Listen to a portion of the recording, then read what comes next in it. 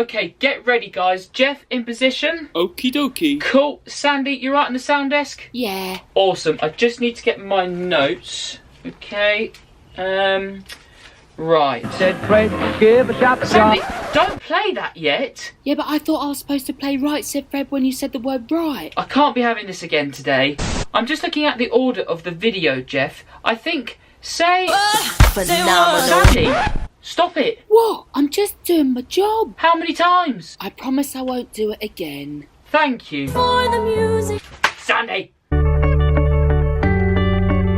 This is the start of a 6-part series of me explaining to you how you can lose fat and gain muscle at the same time. These videos are going to be occurring on a Wednesday and a Friday. Today's a Wednesday, so the next 5 videos will be Friday, then next Wednesday and Friday, then the next Wednesday and Friday after that. Consider subscribing and hit the notification bell if you want to be notified about when I upload these videos. This video course can be used by anyone. Whether you be a guy who wants to gain a bit of muscle mass on your frame and gain some shape, you may be a woman who just wants to tone up a bit, you may be a man or woman who wants to get a bit fitter and have a bit of muscle on your frame to protect your joints, do everyday activities more easily and feel healthier. And once I've finished this course, there'll be an ebook in the YouTube description. It's going to be free for the first 7 days of me publishing the course. But if you're watching this in the future, you'll be able to click a link to it in the YouTube description and you'll be able to purchase the ebook straight away for a very affordable price. Once you've purchased it, you'll be able to read it there and then. In the first video today, I'm going to be telling you the real truths about losing fat and gaining muscle at the same time. And make sure you stick around for these 6 key points because there's a bonus tip at the end which is really good.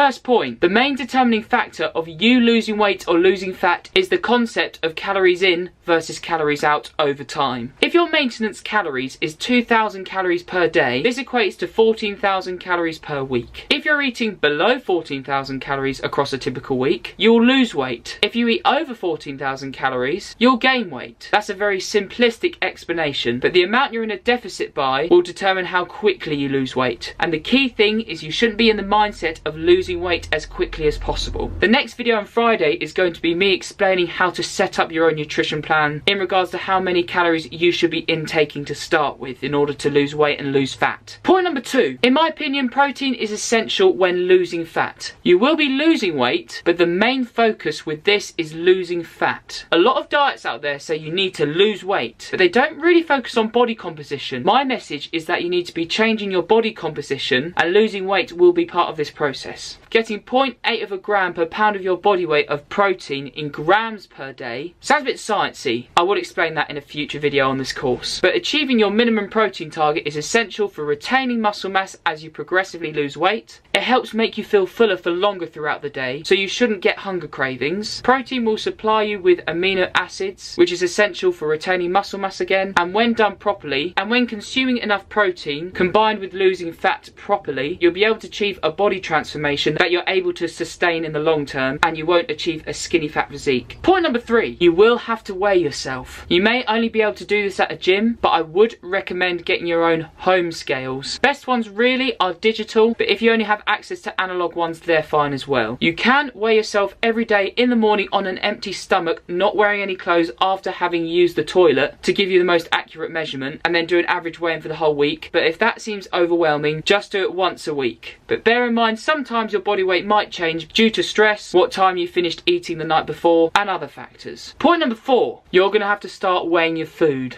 Don't worry, you won't have to do this long term. You will have to do this to start with to gauge what portion sizes look like and get an idea of how many calories you're eating. If the whole idea of weighing food seems really overwhelming, what I'd recommend you do to start with is look at the nutrition labels of the food you're currently eating and try doing your own food diary to get an idea of how many calories you're currently intaking. Point number 5, the correct way to lose weight and lose fat so you're able to keep it off in the long term once you've reached your target weight is it needs to be done slowly. In order to optimize fat loss, retain the muscle mass you have, and by the way, retaining muscle will aid your health in the long term and protect you against developing metabolic diseases, you need to be aiming to lose between 1 and 2 pounds a week. You may lose more than that to start with as you'll lose glycogen and water, especially as you start going into a calorie deficit. Because if weight loss is done too quickly and you're losing say 5 to 6 pounds a week every week for 6 weeks, you end up losing 30 pounds, you may end up looking like this.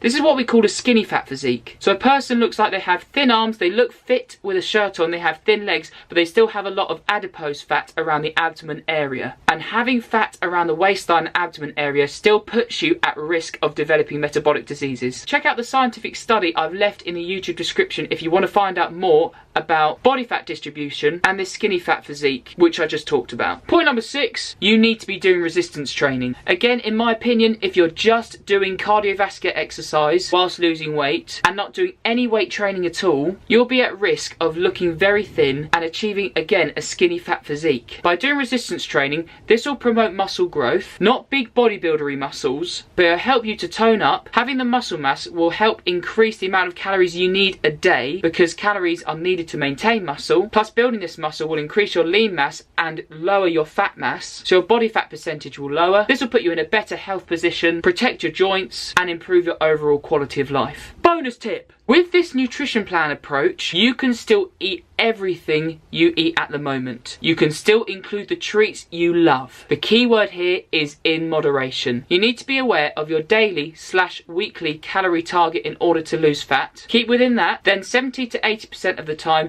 eat healthy, wholesome foods, fruit and vegetables, lean protein sources. Achieve your minimum amount of fruits and vegetables a day, which is 5 portions a day in my opinion, and then achieve your minimum protein requirement each day. And with the remaining calories you have, still allow yourself biscuits, chocolate, cake, ice cream. You can still achieve your weight loss and body fat goals whilst eating these types of foods. Hope you all enjoyed this one. Please consider subscribing if you haven't already. I always love to hear from you about how your training is going. It really does motivate me, and thank you so much again for taking the time to watch. I look forward to seeing all of you on Friday.